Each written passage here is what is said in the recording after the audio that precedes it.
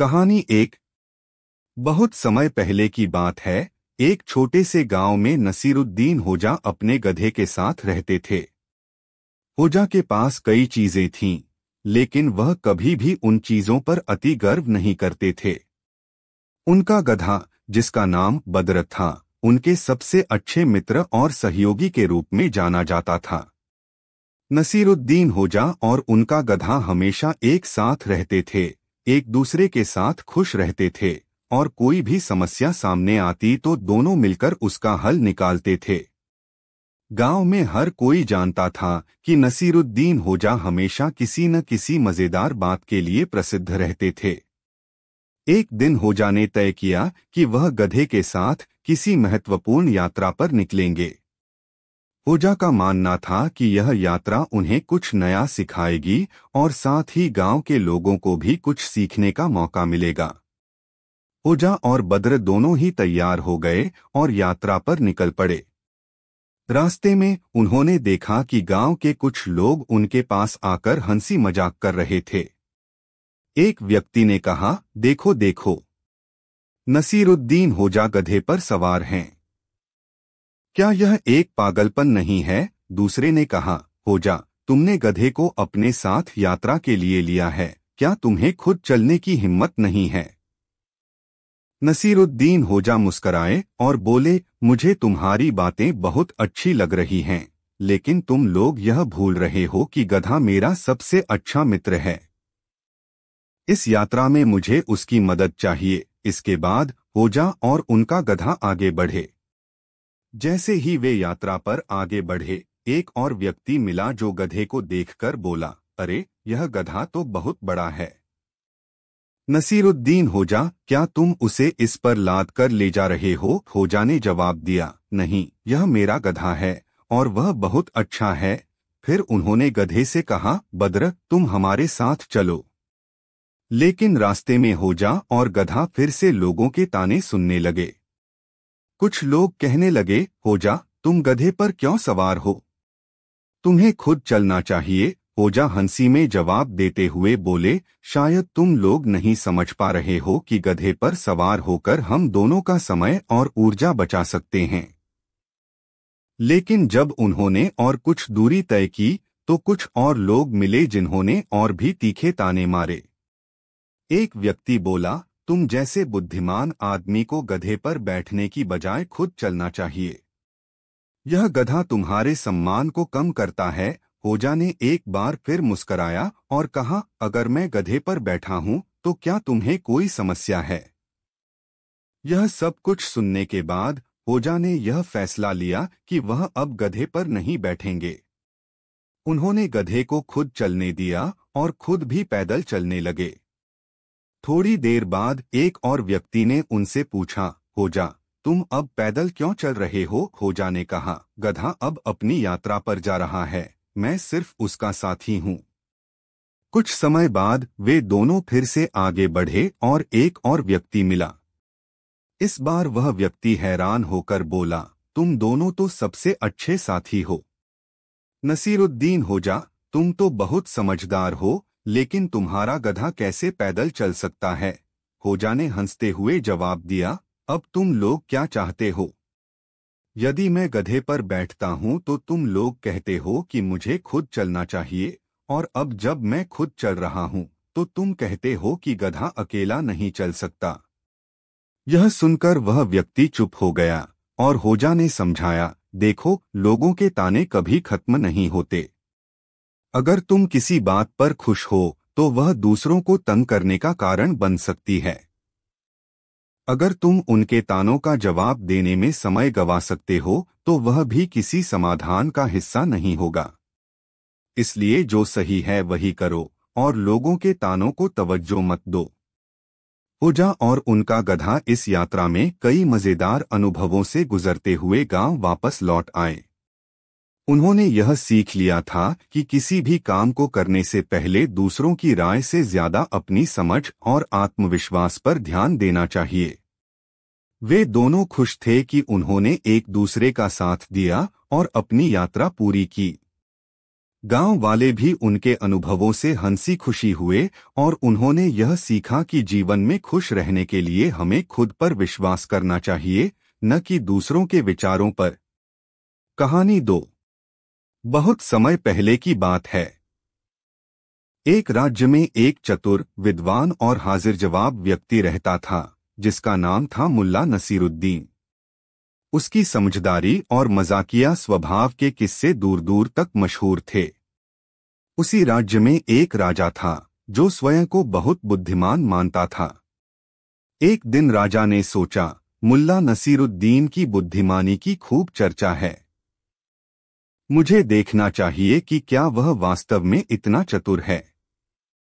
राजा ने मुल्ला नसीरुद्दीन को अपने दरबार में बुलवाया। मुल्ला सादगी से कपड़े पहने अपनी पुरानी गधे पर सवार होकर दरबार पहुंचा।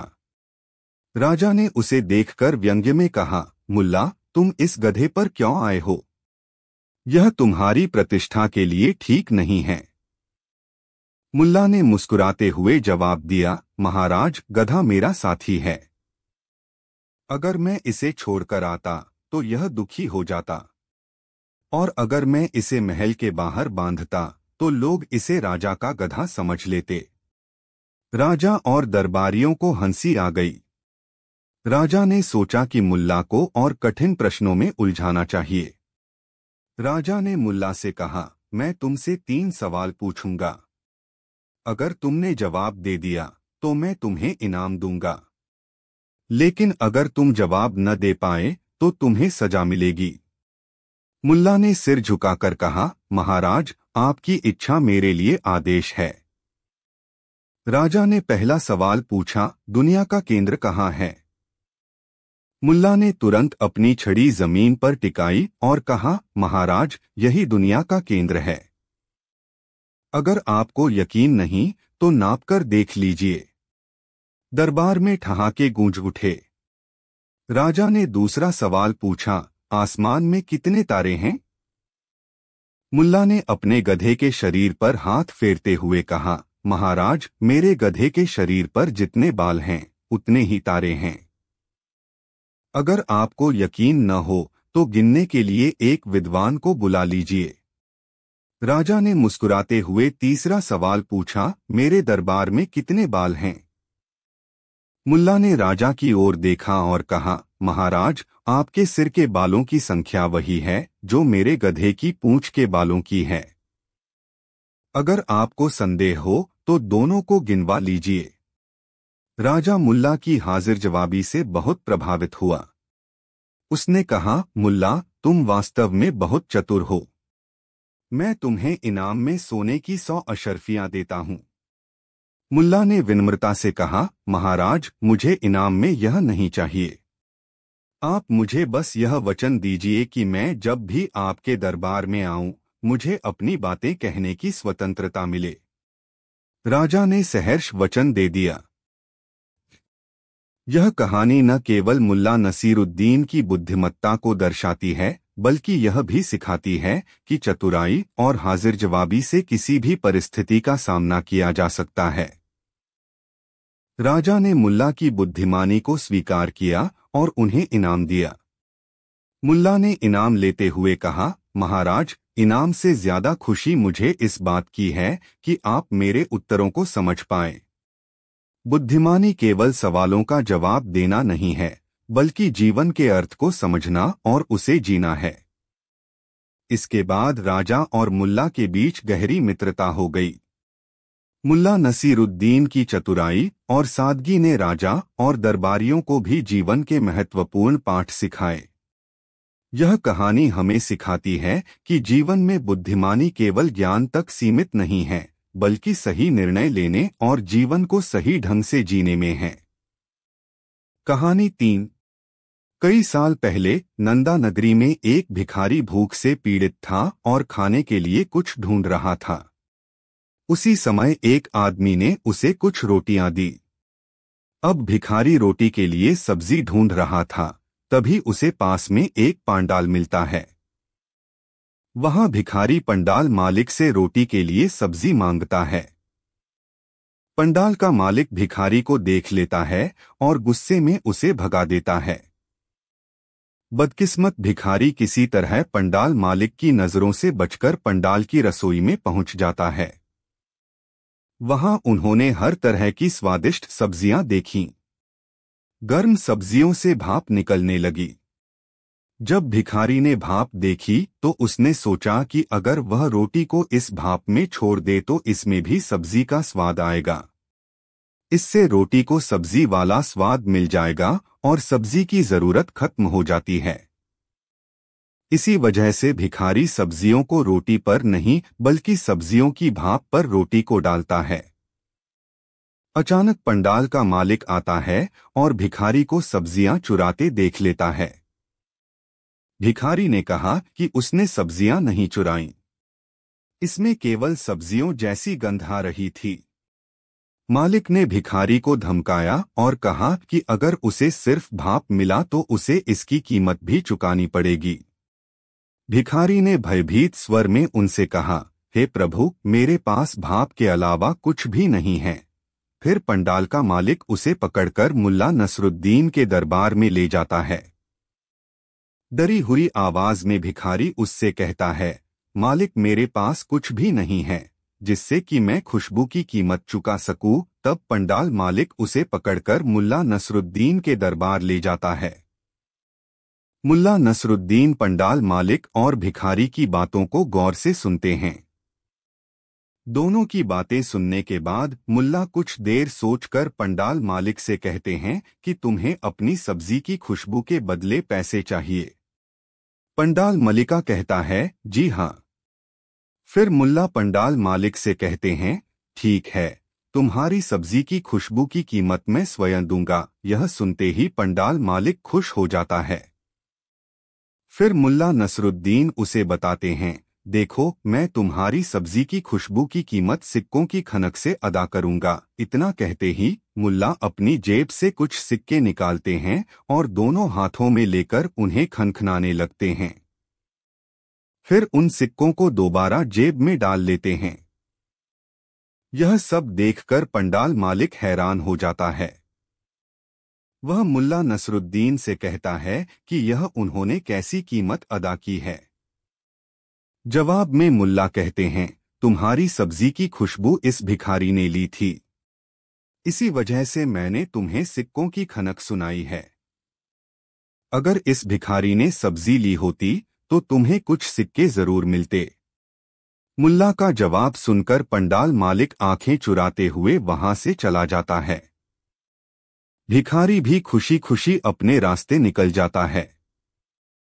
कहानी से सीख, बुद्धि और चतुराई से हर समस्या का हल निकाला जा सकता है, जैसा इस कहानी में मुल्ला नसरुद्दीन ने पंडाल मालिक के साथ किया। कहानी 4। एक दिन एक समृद्ध राज्य का राजा, जो अपनी विलक्षण आदतों और चतुराई के प्रति दीवानगी के लिए मशहूर था, मुल्ला नसीरुद्दीन के बारे में सुनता है। उसने सुना कि मुल्ला नसीरुद्दीन न केवल मजाकिया हैं, बल्कि कठिन परिस्थितियों में भी अपनी चतुराई से समस्या का समाधान निकाल लेते हैं। यह सुनकर राजा ने सोचा कि वह मुल्ला नसीरुद्दीन को अपने दरबार में बुलाकर उनकी बुद्धिमत्ता की परीक्षा लेगा। राजा ने अपने दूतों को भेजा और मुल्ला को अपने दरबार में आने का निमंत्रण दिया। मुल्ला ने निमंत्रण स्वीकार किया और अपनी गधे पर सवार होकर राजमहल की ओर रवाना हुए। मुल्ला की सवारी और उनके पहनावे को देखकर दरबारी उनका मजाक उड़ाने लगे, लेकिन मुल्ला ने मुस्कुराते हुए कुछ नहीं कहा। पहली परीक्षा। जब मुल्ला राजा के सामने पहुंचे तो राजा ने कहा, मुल्ला, मैंने तुम्हारी चतुराई और मजाकिया स्वभाव के बारे में बहुत सुना है। मैं देखना चाहता हूं कि तुम मेरी 3 कठिन पहेलियों का उत्तर दे सकते हो या नहीं। अगर तुमने सही उत्तर दिया तो मैं तुम्हें इनाम दूंगा, अगर नहीं तो तुम्हें मेरी शर्त माननी होगी। मुल्ला ने हंसते हुए कहा, महाराज, आपकी शर्त मुझे मंजूर है। पहली पहेली पूछिए। राजा ने पूछा, बताओ, दुनिया की सबसे बड़ी सच्चाई क्या है? मुल्ला ने थोड़ी देर सोचा और जवाब दिया, महाराज, दुनिया की सबसे बड़ी सच्चाई यह है कि हर इंसान को एक दिन मरना है। इसे कोई नहीं बदल सकता। राजा और दरबारी यह उत्तर सुनकर चौंक गए। राजा ने स्वीकार किया कि यह उत्तर सही था। दूसरी परीक्षा। राजा ने दूसरी पहेली पूछी, मुल्ला बताओ, दुनिया की सबसे बड़ी झूठ क्या है? मुल्ला मुस्कुराए और बोले, महाराज, दुनिया की सबसे बड़ी झूठ यह है कि मैं अमर हूं। कोई भी व्यक्ति अमर नहीं है, लेकिन कई लोग ऐसा मानते हैं या दिखावा करते हैं। राजा ने फिर से मुल्ला की बुद्धिमत्ता की प्रशंसा की। तीसरी परीक्षा। अब राजा ने अपनी तीसरी और सबसे कठिन पहेली पूछी, मुल्ला बताओ, क्या चीज ऐसी है जो हर जगह है लेकिन उसे देखा नहीं जा सकता? मुल्ला ने कुछ देर सोचा और बोले, महाराज, वह चीज है हवा। यह हर जगह है, हमें जीवन देती है, लेकिन इसे देखा नहीं जा सकता। राजा मुल्ला के उत्तर से पूरी तरह संतुष्ट हो गया। उसने मुल्ला की प्रशंसा करते हुए उन्हें बहुमूल्य वस्त्र और स्वर्ण मुद्राएं दीं। राजा की चालाकी। हालांकि राजा ने सोचा कि वह मुल्ला की परीक्षा में हार गया है, लेकिन वह हार मानने वाला नहीं था। उसने मुल्ला से कहा, मुल्ला, मैं तुम्हारे चतुर उत्तरों से प्रभावित हूं, लेकिन अब मैं तुम्हें एक काम देता हूं। अगर तुम इसे पूरा करोगे तो मैं तुम्हें अपना दरबारी बना लूंगा। मुल्ला ने कहा, महाराज, वह काम क्या है? राजा ने मुस्कुराते हुए कहा, तुम मुझे एक ऐसी चीज लाकर दो जो न हो तो हम मर जाएं, और हो तो हमें डराएं। मुल्ला का जवाब। मुल्ला ने राजा से 3 दिन का समय मांगा। 3 दिन बाद मुल्ला नसीरुद्दीन एक खाली घड़ा लेकर दरबार में आए। राजा ने आश्चर्य से पूछा, यह क्या है मुल्ला? मुल्ला ने मुस्कुराते हुए कहा, महाराज, इस घड़े में पानी है। पानी न हो तो हम मर जाएं, और हो तो अगर बाढ़ आ जाए तो हमें डराएं। यही आपकी शर्त का उत्तर है। राजा ने तालियां बजाते हुए मुल्ला की चतुराई को स्वीकार किया। उन्होंने मुल्ला को अपना दरबारी बना लिया और उनका आदर करना शुरू किया। समाप्ति। मुल्ला नसीरुद्दीन ने अपनी चतुराई से राजा और दरबारियों को न केवल हंसाया, बल्कि यह भी दिखाया कि बुद्धिमत्ता और सादगी सबसे बड़ी शक्तियां हैं। उनके किस्से उस राज्य में पीढ़ी दर पीढ़ी सुनाए गए और हर बार यह संदेश दिया कि चतुराई और सत्य हमेशा विजयी होते हैं। शिक्षा। इस कहानी से हमें यह सीखने को मिलता है कि कठिन से कठिन परिस्थिति में भी शांत रहकर और बुद्धिमानी से सोचकर हर समस्या का समाधान निकाला जा सकता है। कहानी 5। एक समय की बात है, एक छोटे से गांव में नसीरुद्दीन नामक एक साधारण आदमी रहता था, जिसे अपनी समझदारी और मजाकिया स्वभाव के लिए जाना जाता था। वह हमेशा अपनी बातें हंसी हंसी में करता था, लेकिन उसकी बातें हमेशा गहरे अर्थ और जीवन के असल पहलुओं को छिपाए होती थीं। गांव के लोग उसे प्यार करते थे, क्योंकि वह समस्याओं का हल ढूंढने में माहिर था, लेकिन उसकी चतुराई कभी कभी दूसरों को चौंका देती थी। वहीं उसी गांव में एक विद्वान पंडित भी रहते थे, जो अपनी गहरी ज्ञान के लिए प्रसिद्ध थे। वे हर विषय पर पांडित्य का दावा करते थे और उनका अहंकार भी बहुत बड़ा था। पंडित को विश्वास था कि कोई भी सवाल उनकी समझ से बाहर नहीं हो सकता, और वह हमेशा दूसरों को अपनी ज्ञान के बल पर नीचा दिखाते थे। एक दिन पंडित ने गांव के बीचों बीच सभा बुलाई और घोषणा की कि वह अपनी विद्वता से किसी भी व्यक्ति को चमत्कारी ढंग से साबित कर सकते हैं कि वे किसी भी विषय पर सर्वोच्च हैं। उन्होंने यह चुनौती दी कि अगर कोई भी व्यक्ति उन्हें चुनौती दे सकता है तो वह उसे अपना सबसे कीमती ग्रंथ उपहार में देंगे। गांव के लोग यह सुनकर बहुत उत्साहित हुए। सबने नसीरुद्दीन को देखा, जो हमेशा हंसी मजाक करने वाला था। उन्होंने सोचा कि शायद वही पंडित की चुनौती का सही जवाब दे सकते हैं। नसीरुद्दीन पंडित के पास गए और कहा, पंडित जी, मैं आपकी चुनौती स्वीकार करता हूं। पंडित ने मुस्कुराते हुए कहा, तुम मुझे चुनौती दोगे? अच्छा, तो फिर अपनी प्रश्न पूछो। नसीरुद्दीन ने कहा, पंडित जी, मेरा सवाल है, आप जो ज्ञान रखते हैं वह कहाँ से आता है? पंडित ने गर्व से उत्तर दिया, मेरे ज्ञान का स्रोत शास्त्रों, वेदों और गहरे अध्ययन से आता है। मैं वर्षों से तपस्या कर रहा हूँ।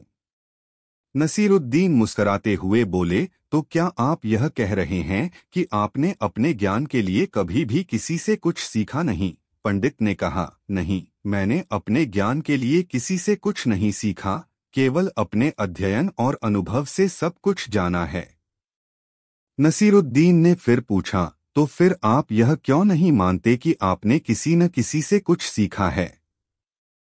क्या आपने कभी अपने गुरु के बिना कोई शास्त्र पढ़ा? पंडित थोड़े चुप हुए, क्योंकि यह सवाल उनकी अहंकार को चुनौती दे रहा था। नसीरुद्दीन ने फिर कहा, आपका ज्ञान सच है, लेकिन क्या आप यह नहीं मानते कि जब तक आप दूसरों से नहीं सीखेंगे तब तक आपके ज्ञान में विस्तार नहीं हो सकता? पंडित ने सोचा और फिर बोले, मैं मानता हूं कि हर व्यक्ति से कुछ न कुछ सीखने की आवश्यकता होती है, लेकिन मेरा ज्ञान विशेष है। नसीरुद्दीन ने मुस्कुराकर कहा, ठीक है पंडित जी, फिर मैं एक छोटा सा खेल खेलता हूँ। अगर आप मुझे इसे जीतने देंगे तो मैं मानूंगा कि आप सचमुच सबसे महान हैं। पंडित ने थोड़ी हंसी उड़ाई, क्या तुम मेरे साथ खेल खेलना चाहते हो? ठीक है, बताओ क्या खेल है? नसीरुद्दीन ने एक छोटी सी जाली बनाई और उसमें एक चिड़िया रखी। फिर उसने पंडित से पूछा, पंडित जी, यह चिड़िया मरी है या जिंदा? पंडित मुस्कुराते हुए बोले, यह तो बहुत आसान सवाल है। चिड़िया जिंदा है और मैं उसे पकड़ सकता हूँ। नसीरुद्दीन ने कहा, लेकिन पंडित जी, यह तो मेरे हाथ में है और मैं इसे या तो मार सकता हूँ या छोड़ सकता हूँ। अब आप मुझे बताइए कि यह चिड़िया मरी है या जिंदा? पंडित ने कई विचार किए, लेकिन उन्होंने कोई जवाब नहीं दिया। उन्हें यह सवाल उलझाने वाला लगा, क्योंकि अगर उन्होंने कहा कि चिड़िया मरी है तो नसीरुद्दीन ने इसे जीवित बना दिया होगा, और यदि उन्होंने कहा कि चिड़िया जिंदा है तो वह उसे मार सकते थे। पंडित ने अपनी परेशानी को महसूस किया और कुछ समय तक चुप रहे। नसीरुद्दीन ने फिर कहा, यह सवाल एक महत्वपूर्ण सबक देता है, पंडित जी। जीवन के सभी उत्तर हमारे हाथ में होते हैं। अगर हम ज्ञान और समझ का सही उपयोग करें तो हम किसी भी स्थिति का समाधान पा सकते हैं। पंडित को नसीरुद्दीन की चतुराई और ज्ञान की गहराई का एहसास हुआ। उन्होंने हंसी में कहा, तुम सचमुच मेरे ज्ञान से कहीं अधिक समझदार हो। तुम्हारा जवाब बहुत ही बुद्धिमत्ता से भरा था।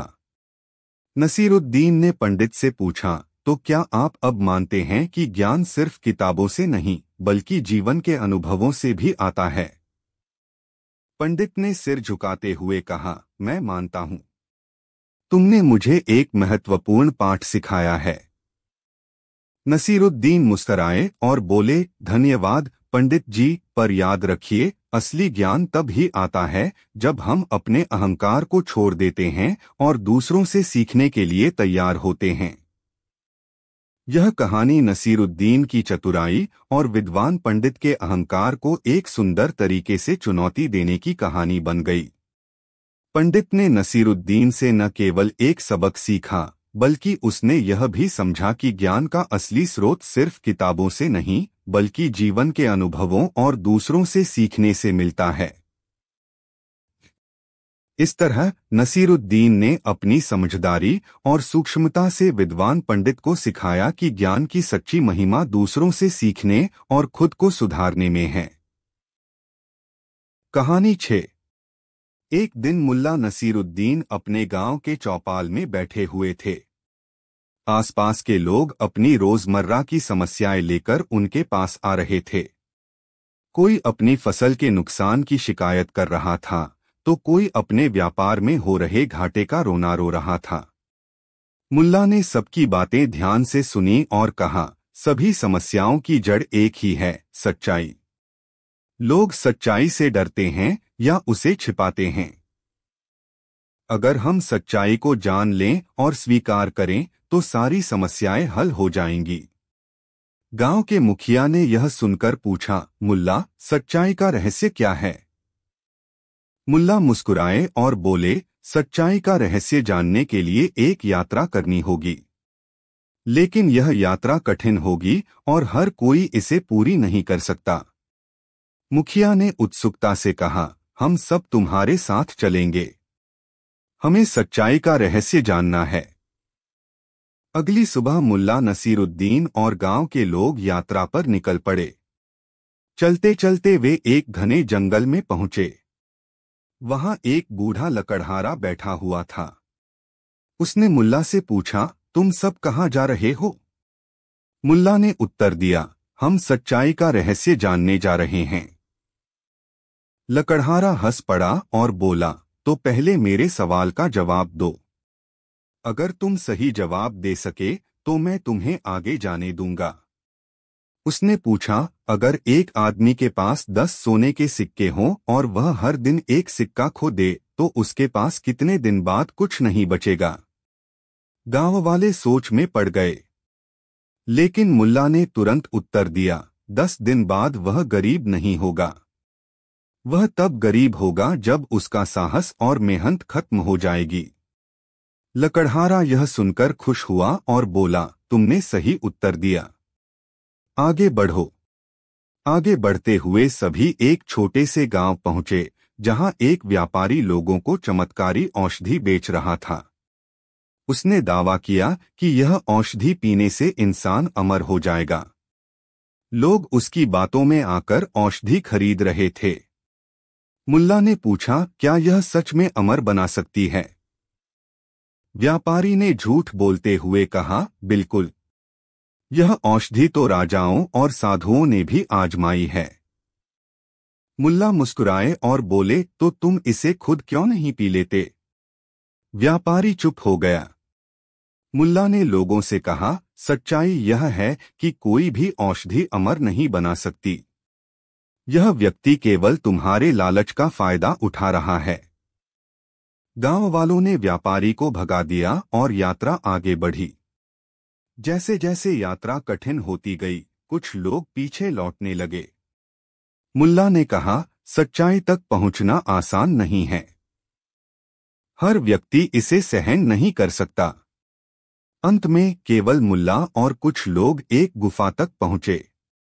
गुफा के द्वार पर लिखा था, सच्चाई भीतर है, लेकिन उसे देखने के लिए साहस चाहिए। मुल्ला ने गुफा में प्रवेश किया। अंदर अंधकार था, लेकिन जैसे ही उन्होंने एक दीपक जलाया, एक बड़ा आईना दिखाई दिया। उस आईने में हर व्यक्ति का वास्तविक रूप दिखता था, उसकी अच्छाइयाँ, बुराइयाँ और असली भावनाएं। लोगों ने जैसे ही अपनी छवि देखी, वे डर गए। किसी ने देखा कि वह लालची है, किसी ने देखा कि वह क्रोधित और अहंकारी है। मुल्ला ने कहा, सच्चाई यही है कि हमें अपनी कमियों को स्वीकार करना होगा। यही जीवन का सबसे बड़ा रहस्य है। भाग 5, सच्चाई का संदेश। गांव लौटने पर मुल्ला ने सभी को गुफा में देखे गए अनुभव के बारे में बताया। उन्होंने कहा, सच्चाई बाहर नहीं, हमारे भीतर है। जब तक हम खुद को नहीं समझेंगे और अपनी गलतियों को नहीं मानेंगे, तब तक सच्चाई का रहस्य जानना असंभव है।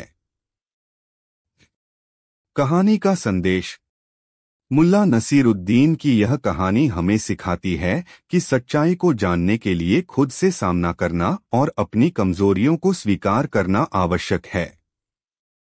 जीवन में वास्तविक शांति और समाधान तभी प्राप्त होता है जब हम अपनी सच्चाई को पहचानें और उसे सुधारने का प्रयास करें। कहानी 7।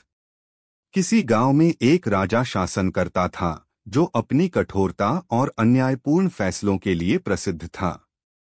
जनता में उसके प्रति डर और असंतोष था।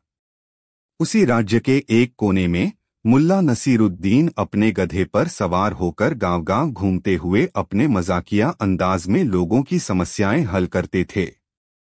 एक दिन मुल्ला उस राजा के गांव पहुंचे। उनके आगमन पर गांव वालों ने उनका जोरदार स्वागत किया। लोगों ने मुल्ला से अपनी समस्याओं का हल पूछना शुरू किया। मुल्ला, एक बुजुर्ग ने कहा, हमारे राजा के फैसले हमेशा पक्षपाती होते हैं। गरीबों की कोई सुनवाई नहीं होती। आप हमें न्याय दिला सकते हैं? मुल्ला ने मुस्कराते हुए कहा, जरा मुझे राजा से मिलवा दो। मैं उसकी बुद्धि की परीक्षा लेना चाहता हूं। अगले दिन मुल्ला नसीरुद्दीन राजमहल पहुंचे। राजा ने उनका मजाक उड़ाते हुए कहा, तो तुम वही मुल्ला हो जो खुद को बहुत बुद्धिमान समझता है। मुल्ला ने हंसते हुए जवाब दिया, जहां तक बुद्धिमानी की बात है, यह तो सिर्फ समय ही बताएगा। मैं यहां आपके न्याय की परीक्षा लेने आया हूं। राजा को गुस्सा आ गया। उसने कहा, तुम मुझसे न्याय के बारे में सवाल करोगे? अच्छा, ठीक है। अगर तुम मेरे सवालों का जवाब दे सके तो मैं मान लूंगा कि तुम समझदार हो। मुल्ला ने सिर हिलाया, बिल्कुल सही। लेकिन एक शर्त है, मेरे सवालों का जवाब भी आपको देना होगा। राजा ने पहली चुनौती दी। उसने अपने सैनिकों से कहा, एक बड़ा कटोरा पानी लाओ और इसे यहां रख दो। जब कटोरा आ गया तो राजा ने मुल्ला से कहा, इस कटोरे में एक बूंद पानी डालो ताकि इसे पहचान सकूं कि यह समुद्र का पानी है। मुल्ला ने तुरंत अपनी जेब से नमक निकाला और कटोरे में डाल दिया। उसने कहा, अब इस पानी को चखकर बताइए, क्या यह समुद्र जैसा नहीं लगता? राजा को कोई जवाब नहीं सूझा। उसने अगला सवाल पूछा, अगर तुम इतने बुद्धिमान हो तो बताओ कि मेरा सबसे बड़ा गुण क्या है? मुल्ला ने मुस्कराते हुए कहा, आपका सबसे बड़ा गुण यह है कि आप अपनी कमियों को गुण समझते हैं। राजा अब तक थोड़ा असमंजस में था, लेकिन उसने अपनी असली समस्या पेश की। अच्छा, अब मेरी जनता कहती है कि मैं अन्यायपूर्ण हूं। तुम इसे कैसे हल करोगे? मुल्ला ने राजा से कहा, मैं एक दिन के लिए न्याय का अधिकार चाहता हूं। राजा ने हंसी में टालते हुए मुल्ला को अनुमति दे दी। अगले दिन मुल्ला ने न्याय करने के लिए एक दरबार लगाया। पहले ही मामले में एक गरीब किसान ने शिकायत की कि राजा के सैनिक उसकी फसल लूट ले गए। मुल्ला ने किसान से पूछा, तुम्हारी फसल कितनी थी? किसान ने जवाब दिया, 20 बोरियां। मुल्ला ने सैनिकों को बुलाया और कहा, अब राजा के सैनिक किसान को 40 बोरियां लौटाएं। अगर ऐसा नहीं हुआ तो सैनिकों को फसल की तरह जमीन पर हल चलाना पड़ेगा। सैनिक डर गए और किसान को उसकी फसल लौटा दी। जनता खुशी से झूम उठी। राजा को जब यह सब पता चला तो वह मुल्ला पर भड़क गया।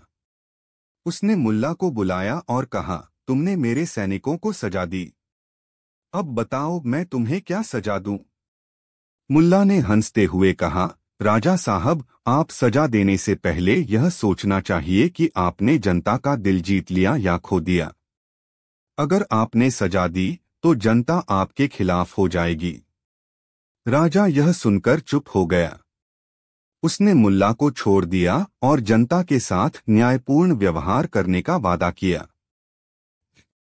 मुल्ला नसीरुद्दीन की इस कहानी से हमें यह सीख मिलती है कि न्याय और समझदारी से किसी भी समस्या का हल निकाला जा सकता है। उनके व्यंग्य और बुद्धिमत्ता से राजा को भी अपनी गलतियों का एहसास हुआ। कहानी 8। एक दिन नसीरुद्दीन अपने गांव में टहलते हुए विचार कर रहे थे कि उन्होंने अब तक जो भी किया वह कितना सही था। वह हमेशा अपने मजेदार अंदाज और चतुराई से लोगों को हैरान कर देते थे, लेकिन क्या उनका यह तरीका सही था? क्या उन्होंने अपने जीवन में कुछ सच्चा हासिल किया था? इन सवालों के जवाब में वह अपनी दिनचर्या पर फिर से गौर करने लगे। गांव में उस दिन बहुत हलचल थी। कुछ दिन पहले गांव के राजा ने घोषणा की थी कि वह किसी एक व्यक्ति को अपना मंत्री नियुक्त करेंगे और उसके लिए कुछ खास गुणों की आवश्यकता थी। नसीरुद्दीन ने सोचा, यह मौका मुझे नहीं छोड़ना चाहिए। मंत्री बनने से तो मेरे पास और भी ताकत आ जाएगी। तब नसीरुद्दीन ने अपनी योजना बनानी शुरू की। वह जानते थे कि राजा के सामने अपनी चतुराई दिखाना होगा। वह राजा के पास गए और अपनी योग्यता का प्रमाण देने के लिए एक विचार प्रस्तुत किया। राजा ने उन्हें देखा और मुस्कुराते हुए पूछा, तुम क्या सोचते हो नसीरुद्दीन? नसीरुद्दीन ने अपने सबसे बड़े आत्मविश्वास के साथ कहा, महाराज, मैं अपने अद्भुत ज्ञान और चतुराई के बल पर आपके राज्य को समृद्ध बना सकता हूँ। मैं हर समस्या का हल आसानी से ढूंढ सकता हूँ। राजा ने उसकी बातों में सच्चाई की झलक देखी, लेकिन वह जानता था कि नसीरुद्दीन का तरीका हमेशा अलग होता है। उसने नसीरुद्दीन से एक परीक्षा लेने का फैसला किया। राजा ने कहा, अगर तुम वास्तव में इतने समझदार हो तो तुम्हें मेरी एक चुनौती का सामना करना होगा। तुम्हारे सामने एक दीनहीन व्यक्ति खड़ा होगा और तुम्हें उसे बताना होगा कि वह कौन है। नसीरुद्दीन यह चुनौती स्वीकार कर लिया। जब वह उस व्यक्ति के पास पहुंचे तो वह देखा कि वह व्यक्ति बिल्कुल साधारण था। उसके कपड़े मैले हुए थे और उसका चेहरा फीका था। नसीरुद्दीन ने चुटकी ली, तुम तो राजा के सामंत हो, मैं जानता हूं। सामंत हक्का बक्का हो गया। वह नसीरुद्दीन से बोला, क्या तुम मुझे पहचानते हो? नसीरुद्दीन हंसते हुए कहा, तुम हो राजा का मंत्री, लेकिन तुमने अभी तक राजा से अपने पुरस्कार नहीं लिया है न? सामंत अब और उलझन में था, लेकिन नसीरुद्दीन ने और कुछ नहीं कहा। राजा ने नसीरुद्दीन की परीक्षा देखी और अंत में मुस्कराए। वह जानता था कि नसीरुद्दीन ने सही समय पर अपनी चतुराई दिखाई थी। वह बहुत ही समझदार था, लेकिन उसकी चतुराई में एक जादू था। वह लोगों को अपनी बातों से सोचने पर मजबूर करता था। राजा ने कहा, नसीरुद्दीन, तुमने यह सिद्ध कर दिया कि तुम इस राज्य के सबसे समझदार आदमी हो। तुम्हारी बुद्धिमानी के कारण तुम्हें मंत्री बनने का प्रस्ताव दिया जाता है। नसीरुद्दीन ने अपनी सामान्य सी मुस्कान के साथ कहा, महाराज, मैं आपके मंत्री बनने के लिए तैयार हूँ, लेकिन क्या मुझे इसके बदले एक छोटा सा इनाम नहीं मिल सकता? राजा ने पूछा, क्या तुम चाहते हो? नसीरुद्दीन ने मजाक करते हुए कहा, मुझे उस दीनहीन व्यक्ति के कपड़े चाहिए। राजा हैरान रह गया। यह नसीरुद्दीन की खासियत थी। वह हमेशा अपनी चतुराई और हास्य से माहौल को हल्का कर देता था। उसकी समझदारी के बिना वह मंत्री बनता। यह सब कुछ मजाक में बदल गया। इस कहानी से नसीरुद्दीन ने यह सिखाया कि कभी-कभी समझदारी और चतुराई से अपने तरीके से काम करना ही सबसे बड़ा सफलता का रास्ता होता है। कहानी 9। एक बार मुल्ला नसीरुद्दीन अपने गांव में अपने मित्रों के साथ बैठकर चाय पी रहे थे। आसपास के लोग उन्हें बहुत सम्मान देते थे, क्योंकि वे न केवल एक अच्छे मुसलमान थे, बल्कि उनकी बुद्धिमानी और हास्य ने गांव को जीवन के और भी पहलुओं से परिचित कराया था। एक दिन गांव के नवाब का दरबारी उन्हें मिलने आया और बोला, मुल्ला, तुम्हारी प्रसिद्धि दूर दूर तक फैली हुई है। मुझे तुम्हारे ज्ञान का परीक्षण करना है। नसीरुद्दीन हंसते हुए बोले, ठीक है नवाब साहब, क्या परीक्षण करना चाहते हो? नवाब ने कहा, तुम्हें 3 सवालों के जवाब देने होंगे। अगर तुम सही उत्तर दोगे तो मैं तुम्हें सोने का तोहफा दूंगा, लेकिन अगर तुम गलत जवाब दोगे तो तुम्हें मेरे पास आने की अनुमति नहीं होगी। मुल्ला नसीरुद्दीन ने मुस्कुराते हुए कहा, यह बहुत अच्छा है, मैं तैयार हूँ। नवाब ने पहला सवाल पूछा, संसार की सबसे बड़ी चीज क्या है? नसीरुद्दीन ने थोड़ी देर सोचा और फिर कहा, सबसे बड़ी चीज समय है, क्योंकि समय की कोई कीमत नहीं होती और इसे खोने के बाद वापस पाया नहीं जा सकता। नवाब ने सिर हिलाया, यह सही जवाब है। अब दूसरा सवाल पूछता हूं। नवाब ने दूसरा सवाल पूछा, संसार की सबसे मूल्यवान चीज क्या है? मुल्ला नसीरुद्दीन ने मुस्कुराते हुए कहा, संसार की सबसे मूल्यवान चीज प्यार है, क्योंकि जब कोई किसी से सच्चा प्यार करता है तो वह उसे सभी चीजों से अधिक महत्व देता है। नवाब ने खुशी से कहा, यह भी सही है। अब तीसरा और आखिरी सवाल। नवाब ने सवाल पूछा, संसार की सबसे कठिन चीज क्या है? मुल्ला नसीरुद्दीन कुछ सोचते हुए बोले, संसार की सबसे कठिन चीज है खुद को जानना, क्योंकि इंसान अपने भीतर की सच्चाई से बहुत डरता है और उसे पहचानने की कोशिश करना बहुत कठिन होता है। नवाब हैरान होकर बोले, तुमने सारे सवालों का सही उत्तर दिया, यह अद्भुत है। नसीरुद्दीन हंसी में बोले, नवाब साहब, आप मुझे सोने का इनाम देना चाहते थे, लेकिन सच्चाई यह है कि जो मैं आपको देने वाला हूं वह सोने से भी अधिक कीमती है। नवाब ने हैरान होकर पूछा, वह क्या है? नसीरुद्दीन मुस्कुराते हुए बोले, वह है ज्ञान जो मैं आज आपको दे रहा हूं। नवाब चुप हो गए और सोचने लगे कि मुल्ला नसीरुद्दीन की बातों में कितनी गहरी सच्चाई छुपी हुई है। उन्होंने मुल्ला का आभार व्यक्त किया और कहा, मुल्ला, तुम्हारा ज्ञान और तुम्हारी चतुराई बहुत बड़ी चीज है। कहानी 10। एक दिन मुल्ला नसीरुद्दीन अपने गांव के बाजार में सैर कर रहे थे। अचानक दरबार से एक राजा का संदेश आया कि मुल्ला नसीरुद्दीन को दरबार में बुलाया गया है। यह सुनकर नसीरुद्दीन थोड़े हैरान हुए, लेकिन उन्होंने बिना किसी चिंता के दरबार की ओर रुख किया। राजा की इच्छा थी कि मुल्ला नसीरुद्दीन एक चुनौती का उत्तर दें। राजा की चुनौती। राजा ने नसीरुद्दीन से कहा, मुल्ला, तुम्हारी बुद्धिमानी के बहुत चर्चे सुनते आए हैं, परंतु आज मैं तुम्हें एक सवाल पूछूंगा। अगर तुम इसका सही उत्तर नहीं दे सके तो तुम्हें मेरे राज्य से बाहर किया जाएगा। नसीरुद्दीन ने बिना घबराए जवाब दिया, राजा महोदय, मैं तैयार हूं। आप अपना सवाल पूछिए। राजा ने मुस्कुराते हुए कहा, अगर एक आदमी के पास 100 सोने की मुद्राएं हो और उसे 10 लोगों में बांटना हो तो वह आदमी किस प्रकार बांटेगा? नसीरुद्दीन ने बिना एक पल गवाए कहा, राजा, मैं इसका उत्तर जानता हूं, लेकिन पहले मुझे यह जानने दीजिए कि उन 10 लोगों की संख्या क्या है। राजा हैरान हुआ, क्या मतलब है तुम्हारा? वही 10 लोग जो मैं कह रहा हूं। नसीरुद्दीन हंसी के साथ बोले, तो फिर यह सवाल ही खत्म हो गया, राजा महोदय। वह आदमी 100 मुद्राओं को 10 लोगों में बराबरी से बांटेगा। पर अगर आप मुझसे यह सवाल पूछ रहे थे कि मैं उन मुद्राओं को अपने तरीके से कैसे बांट सकता हूं, तो इसके लिए मैं आपको एक और सलाह दे सकता हूं। राजा का चेहरा तमतमाया हुआ था, लेकिन उसने नसीरुद्दीन से पूछा, तुम क्या सलाह दोगे? नसीरुद्दीन मुस्कुराते हुए बोले, आप एक बार उन मुद्राओं को मेरी तरह बांटने की कोशिश करें और देखिए कौन ज्यादा समझदार साबित होता है।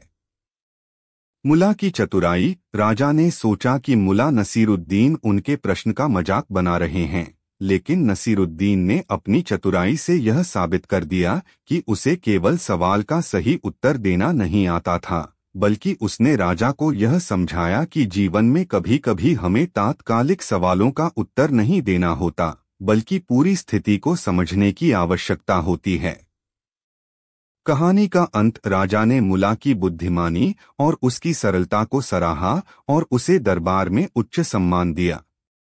नसीरुद्दीन ने हंसते हुए राजा को कहा, राजा महोदय, किसी भी समस्या का हल बस तर्क और चतुराई से निकल सकता है। जीवन में बिन समझे किसी बात का फैसला नहीं करना चाहिए। कहानी 11। एक दिन नसीरुद्दीन होजा एक छोटे से गांव में पहुंचे। गांव में एक बड़ा उत्सव हो रहा था जिसमें सभी लोग शामिल हो रहे थे। गांव के लोगों ने उन्हें देखा और उनका स्वागत किया। होजा ने देखा कि गांव के लोग बहुत खुश और उत्साहित थे, लेकिन उनके चेहरों पर एक अजीब सी घबराहट भी थी। होजा ने एक बुजुर्ग आदमी से पूछा, क्या हो रहा है? लोग इतने खुश क्यों हैं, लेकिन कुछ विचलित भी लगते हैं। बुजुर्ग आदमी ने हंसते हुए कहा, हमने सुना है कि इस गांव में एक बहुत बड़ा सवाल उठाया जाएगा। जो भी उस सवाल का सही जवाब देगा उसे बहुत बड़ा इनाम मिलेगा। नसीरुद्दीन होजा की रुचि बढ़ी और उन्होंने पूछा, क्या सवाल है? बुजुर्ग आदमी ने धीरे से कहा, सवाल यह है कि जीवन का सबसे महत्वपूर्ण चीज क्या है? यह सवाल सभी को बहुत उलझा रहा है। होजा ने मुस्कुराते हुए कहा, अच्छा, तो मैं भी इसमें भाग ले सकता हूं। बिल्कुल, अगर आप चाहते हैं, बुजुर्ग ने कहा, लेकिन आपको सावधान रहना होगा क्योंकि सभी का ध्यान इस सवाल पर है और कोई भी गलत जवाब देना नहीं चाहता। नसीरुद्दीन होजा ने 1 मिनट सोचा और फिर निर्णय लिया कि वह इस सवाल का उत्तर देंगे। वह मंच पर गए जहां गांव के लोग जमा थे। गांव के प्रमुख ने कहा, अब हमें होजा का उत्तर सुनने का मौका मिलेगा। नसीरुद्दीन होजा ने मुस्कुराते हुए कहा, जीवन का सबसे महत्वपूर्ण चीज क्या है? इसका उत्तर बहुत सरल है। गांव के लोग जिज्ञासु हो गए और सब चुप हो गए। सबसे महत्वपूर्ण चीज, होजा ने धीरे से कहा, वो है अच्छी समझ। गांव के लोग हैरान रह गए। होजा ने आगे कहा, अगर किसी को अच्छी समझ है तो वह किसी भी समस्या का हल निकाल सकता है, किसी भी कठिनाई का सामना कर सकता है। यह सबसे महत्वपूर्ण चीज है। प्रमुख ने हिचकते हुए कहा, यह जवाब सही है, लेकिन हमें यह जानने की जरूरत है कि आप इसे कैसे साबित करेंगे। नसीरुद्दीन होजा ने मुस्कुराते हुए कहा, ठीक है, मैं इसे साबित करूंगा। गांव के प्रमुख ने कहा, ठीक है, हम सब तुम्हारी परीक्षा लेंगे। नसीरुद्दीन होजा को चुनौती दी गई कि वह कुछ कठिन कार्यों को पूरा करें। पहले उन्हें गांव के बाहर स्थित जंगल से एक जंगली फल लाकर दिखाना था जिसे कोई भी व्यक्ति छूने की हिम्मत नहीं करता था। यह फल बहुत खतरनाक था और कोई भी उसे हाथ में लेने से डरता था। होजा ने यह चुनौती स्वीकार की। उन्होंने बिना किसी डर के उस फल को जंगल से लाकर गांव में दिखाया। लोग चौंक गए कि कैसे उन्होंने बिना किसी चिंता के यह काम किया। दूसरी चुनौती थी कि होजा को गांव के पास बहते हुए नदी के किनारे एक भारी पत्थर को उठाकर लाना था। यह काम बहुत मुश्किल था, लेकिन नसीरुद्दीन होजा ने इसे भी किया। लोग उनकी हिम्मत और समझ से हैरान थे। अंत में प्रमुख ने कहा, यह सब बहुत अच्छा था, लेकिन हमें यह जानने की जरूरत है कि इन कार्यों का संबंध समझ से कैसे है। होजा ने मुस्कुराते हुए कहा, यह कार्य सिर्फ दिखाने के लिए थे। असली समझ यह है कि मैंने इन कामों को बिना डर और बिना अधिक सोच के किया। डर और चिंता ही हमारे सबसे बड़े दुश्मन होते हैं। अगर हम अपनी समझ और साहस पर विश्वास रखते हैं तो हम किसी भी समस्या का हल निकाल सकते हैं। गांव के लोग एक साथ हंस पड़े और होजा की बातों को सराहा। वे समझ गए कि जीवन में सबसे महत्वपूर्ण चीज केवल समझ और आत्मविश्वास है, न कि भौतिक चीजें या बाहरी शोषाहत। इस प्रकार नसीरुद्दीन होजा ने न केवल गांव वालों को सही उत्तर दिया, बल्कि उन्होंने यह भी सिखाया कि जीवन में सरलता और समझ से ही हम किसी भी समस्या का समाधान पा सकते हैं। कहानी 12। नसीरुद्दीन एक छोटे से गांव में अपने साधारण जीवन को जी रहा था। वह न केवल अपनी बुद्धिमानी और हंसी मजाक के लिए प्रसिद्ध था, बल्कि उसकी चतुराई ने कई मुश्किलों को हल किया था। गांव में लोग उसे एक बुद्धिमान और मजेदार व्यक्ति मानते थे, लेकिन नसीरुद्दीन खुद को कभी भी पूरी तरह से गंभीर नहीं मानता था। उसकी आंखों में हमेशा एक चिपचिपी मुस्कान रहती थी, जो दर्शाती थी कि कुछ न कुछ मजेदार जरूर होने वाला है। एक दिन नसीरुद्दीन ने गांव के पास के एक जंगल में जाने का मन बनाया। उसका मकसद था जंगल में विचरण करना और उसके भीतर छिपे राजों का पता लगाना। वह यात्रा पर निकला। उसके साथ कुछ खाने पीने का सामान और एक लाठी थी, जो वह आमतौर पर अपने साथ रखता था। जंगल में चलते हुए नसीरुद्दीन ने देखा कि वहां एक बहुत ही विचित्र जगह थी, जहां हर पेड़ के नीचे कुछ ना कुछ अजीब घटनाएं घट रही थीं। कभी कोई फूल अचानक से उग आता, तो कभी किसी पेड़ की शाखाएं ऐसे लहराती जैसे कोई व्यक्ति उन्हें हिला रहा हो। नसीरुद्दीन ने सोचा, यह तो कुछ और ही बात है, यहाँ कुछ खास है। तभी उसे एक बड़ी सी गुफा दिखाई दी, जो किसी रहस्यमयी संसार का द्वार प्रतीत हो रही थी। नसीरुद्दीन ने बिना किसी संकोच के गुफा में प्रवेश किया। भीतर पहुंचते ही उसे एक प्राचीन पुस्तक मिली, जो किसी पुराने राजा की लिखी हुई प्रतीत हो रही थी। पुस्तक में लिखा था, जो भी इस पुस्तक को पढ़ेगा उसे एक अद्वितीय शक्ति प्राप्त होगी, परंतु वह शक्ति उसके साथ आएगी कुछ अनहोनी घटनाओं के रूप में। नसीरुद्दीन ने बिना सोचे समझे पुस्तक खोल ली। जैसे ही उसने पहला पन्ना पढ़ा, अचानक चारों ओर अंधेरा छा गया। नसीरुद्दीन ने देखा कि एक भयंकर तूफान आ रहा था, जो सब कुछ उड़ा ले जाने के लिए तैयार था। उसे समझ में आया कि यह वही शक्ति थी जिसका उल्लेख पुस्तक में था। तूफान के बीच नसीरुद्दीन ने अपने दिमाग का उपयोग किया। उसने सोचा कि अगर तूफान को रोका नहीं जा सकता, तो इसे अपने फायदे के लिए कैसे इस्तेमाल किया जा सकता है। उसने अपनी लाठी से कुछ संकेत बनाए और कहा, हमें तूफान से दोस्ती करनी होगी, तभी हम इस शक्ति का सही उपयोग कर पाएंगे। अचानक तूफान धीमा हो गया और नसीरुद्दीन ने महसूस किया कि वह अब इस शक्ति के नियंत्रण में था। वह जानता था कि अब उसे जंगल में हर समस्या को हल करने का एक नया तरीका मिल गया है। नसीरुद्दीन ने वापस गांव लौटने का निर्णय लिया और वहां आकर उसने उन लोगों को बताया कि अब वह अद्वितीय शक्ति का मालिक बन चुका है। लोग हैरान थे, लेकिन नसीरुद्दीन ने उन्हें यह समझाया कि यह शक्ति किसी के लिए भी केवल लाभकारी नहीं हो सकती, बल्कि यदि इसका गलत इस्तेमाल हुआ तो अनगिनत समस्याएं उत्पन्न हो सकती हैं। अगले कुछ दिनों में नसीरुद्दीन ने जंगल की शक्ति का इस्तेमाल कर गांव में कई समस्याओं का हल निकाला। एक दिन गांव में एक बहुत बड़ी सूखा की समस्या उत्पन्न हो गई। नसीरुद्दीन ने अपनी शक्ति का इस्तेमाल कर बारिश का प्रबंध किया और गांव को सूखा से बचा लिया।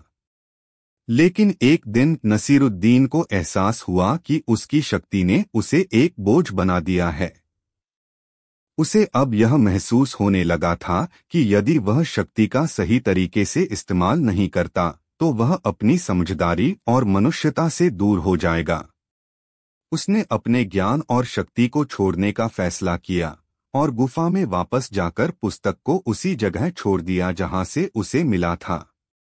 नसीरुद्दीन ने इस घटना से यह सीखा कि शक्ति का वास्तविक उद्देश्य केवल दूसरों की मदद करना है, लेकिन अगर वह अपने आप को खो बैठता है तो उसका कोई मूल्य नहीं रहेगा। गांव लौटने के बाद नसीरुद्दीन पहले की तरह ही सरल और खुशमिजाज जीवन जीने लगा, लेकिन अब उसकी आंखों में एक नई समझ और संतुलन था। उसने सीखा कि अगर हम अपनी शक्ति और ज्ञान को सही दिशा में प्रयोग करें, तो हम न केवल दूसरों के लिए बल्कि खुद के लिए भी सही राह पर चल सकते हैं।